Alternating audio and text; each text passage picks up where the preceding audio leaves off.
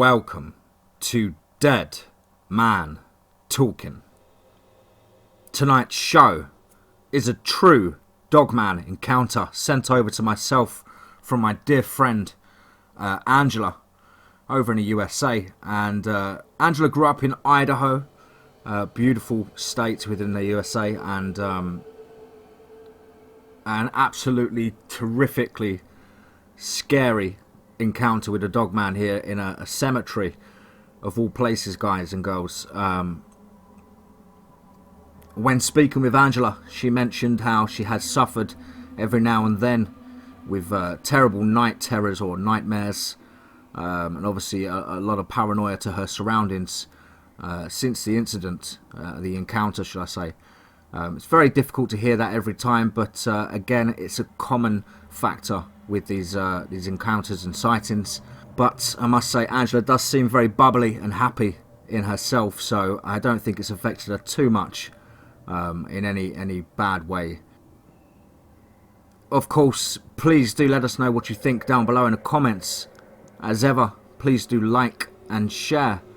If you haven't subscribed to DMT, please smash the subscribe button and the notification bell to stay up to date with all DMT content. Without further ado, let's get into tonight's true Dogman encounter. I'd like to entitle The Werewolf Grave Dogman.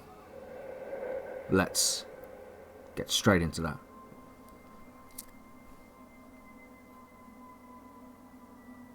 Hi DMT, my name is Angela. I am a 47-year-old female from Idaho. I grew up in Idaho and I am an avid animal lover, especially wolves since I was very young. I'm writing to you to tell you about my dogman encounter when I was around 16 or 17 years old. It would have been around 1986 or 1987. I graduated from high school in 1989. Before this encounter, I believed in spirits because of several encounters with them. But I thought these things were just a myth, legends told by adults to scare children into staying inside at night. I loved the nights and feared very little that was out there. I have grown up camping, fishing and going on hunting trips. I don't hunt, but members of my family do. With my family, I still love to do these things to this day. I don't fear the woods, but I am extra cautious in them now that I know these things are out there. Anyway, myself, my friend Lisa, and my other friend Brad, not their real names, decided one night to go into our local cemetery and look for what is called the Knocking Grave and the Werewolf Grave. We found the Knocking Grave and discovered that it was just a loose board which vibrates back when you knock on the grave. We never found the Werewolf Grave, so we just chalked it up to being a myth. We decided to go back to the car and were talking when Lisa and Brad decided they wanted some alone time. They were a couple back then. I got out the car and decided to walk around the cemetery by myself. It was a beautiful night with a full moon shining above. Ironic, I know. I was walking along looking at the old gravestones and thinking how sad it is that so many people are completely forgotten after they die, when I suddenly heard a strange sound to my left. I was standing near the mausoleum, looking down into another part of the cemetery. I heard the sound again and started walking towards it. It sounded as though something was crunching on something. I stood there for a minute, just listening. I immediately noticed how quiet it had gotten in the cemetery, and the hair stood up on the back of my neck and arms. Usually there is noise from cars or dogs barking or crickets or just something like that, but there was nothing. I then saw a silhouette of something big and black standing a little ways away from me, around 25 feet away to be exact. Something told me to back away slowly and leave now, but I ignored it. I crept closer to the creature, never taking my eyes off of it. My eyes had adjusted to the darkness and I could see very well, especially with the moonlight helping light up the night. What I saw terrified me and also piqued my curiosity. The creature first looked like a huge wolf, but the front legs and torso were abnormally large, and the back legs were huge as well, but not as long as the front legs. It had a long furry tail behind it, just like a wolf's tail. The head was huge, and it had long pointed ears with tufts of fur at the tips from what I could see, and it was leaning down and was eating something. The sounds I had heard was the crunching it made when it bit into whatever it was that it was eating. I was excited because I had always wanted to see a wild wolf, and I thought that was what I was looking at. I figured that maybe a wolf had escaped the zoo, which was right next door to the cemetery, and had caught a rabbit or something. I realised, though, that the zoo didn't have a wolf in it, and hadn't had one for years. That made me even more excited and curious. I stared at the creature for about a minute or so, and then I shifted my legs to get more comfortable, and I must have stepped on a twig or scuffled my feet, because the creature suddenly stopped eating, looked up, and turned its head my way. It then stood up on its back legs, and I heard a loud pop, and that is when I realised this was not a huge wolf.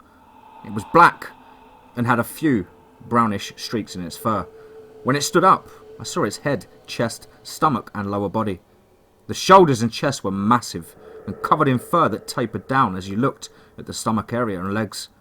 It reminded me of a bodybuilder on steroids because of how muscular it was. As it stood there, it started to sniff the air, and it stopped and stared my way. The eyes were deep orange or gold and seemed to glow in the moonlight. It looked at me, and I felt a fear grow deep within me that I never had felt before. I knew it saw me, and I knew I had made a huge mistake by not leaving when I first got that bad feeling. It felt as though everything went cold, and this creature could see within my soul. It stared at me for a minute, and then it opened its mouth, and it bared its teeth at me, as if it was smiling. The teeth were huge and yellowish white, and it looked very sharp, just right for ripping its prey apart. It never took its eyes off of me.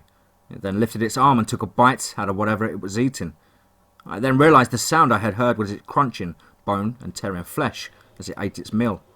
The hands were like elongated paws at the end of each finger with huge black claws that gripped the leg that it was eating. I stood there watching it eat for what seemed like hours when it could have only been a few minutes. He never took his eyes off of me. The fear I felt overwhelmed me. I felt sick, and I was visibly shaken, and so I did the one thing I had been taught to never do. When confronted with a predator, I turned and ran as fast as I could back to the car. I didn't care. I couldn't get his eyes out of my head, and that smile, those teeth. I could imagine it catching me and ripping me to shreds as I ran. I made it to the car though, flung open the door and jumped in, screaming for Brad to start the car and get us out of there. They asked me what was wrong, and I just yelled at them to go now. Brad looked at me and saw the terrified look on my face, so he started the car and we left, and I never went back to that cemetery ever again. Later that night, I told Brad and Lisa what I had seen, and they both laughed at me and told me it was just my mind playing tricks on me, which made me feel hurt that they didn't believe me. But I could hardly believe it myself. I saw a werewolf, or what is referred to as a dogman, and I will never forget it. I tried to find out more about these creatures, but all I could really find was more myths and folklore. And at that time, the internet wasn't informative as it is now. I never told anyone else about it until recently, when I told my 21-year-old daughter what I'd seen. She believed me because she has seen things herself, and she knows I wouldn't lie to her, especially about something like this. She could see the terror on my face and hear it in my voice as I relayed the story to her as well. Since my encounter, I've had a lot of trouble sleeping at night and cannot sleep in the dark. I have to have a nightlight on. I will still have nightmares about it every now and then. I know this creature could likely have killed me with one swipe of its massive paw, but that night, I was glad it had something else to preoccupy its time with. In my opinion, these creatures are ancient and have learned to adapt quite well to the changes it has faced with the population of man and the encroachment into its territory. I don't think they fear us because they know they have a huge advantage over us with their strength, speed, intelligence and cunning, not to mention their arsenal of weapons. Also, from everything I have heard, guns don't make that big of an issue for them, so they don't fear them much either. As crazy as it sounds, I am curious about these creatures and would love to learn more about them. These creatures are real and they are out there, Please be safe and aware, everyone. Thank you for listening. Angela.